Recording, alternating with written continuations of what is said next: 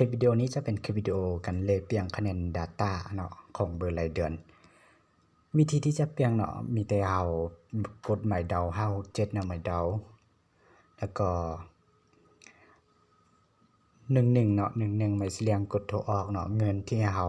จะได้สมัครเนาะหรือว่าคะแนนที่เฮาจะได้ใช้ในการเลขเปลี่ยนเนาะก็อยู่ที่ 1,000 คะแนนเนาะได้อยู่ที่ 1,250 เมกะไบต์เนาะอายุนำไซเนาะจะอยู่ตามที่ใบบินที่ทางศูนย์แจ้งให้เนาะแล้วก็เขาจะส่งมาผ่านทางข้อความเนาะแล้วหรือว่าถ้าเฮาอยากพิมพ์ทางข้อความเนาะมีแต่เฮาเข้าไปที่567เนาะแล้วก็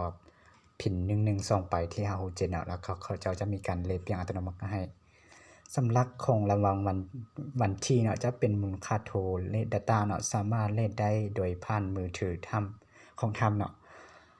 มูลค่าโทรใช้ได้ภายในเครือข่ายของลาวโทรคมเท่านั้นเนาะ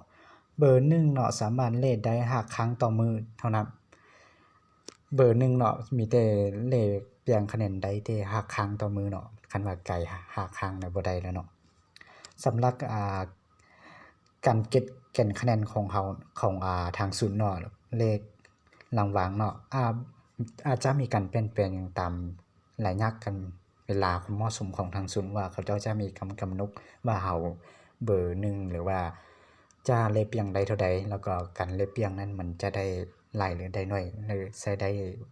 หลายมื้อหรือว่าได้น้อยมื้อก็ขึ้นกับทางศูนย์เนาะว่าเขาเจ้าจะมีการเลขเปลี่ยนแนวใดได้เนาะให้เราเนาะ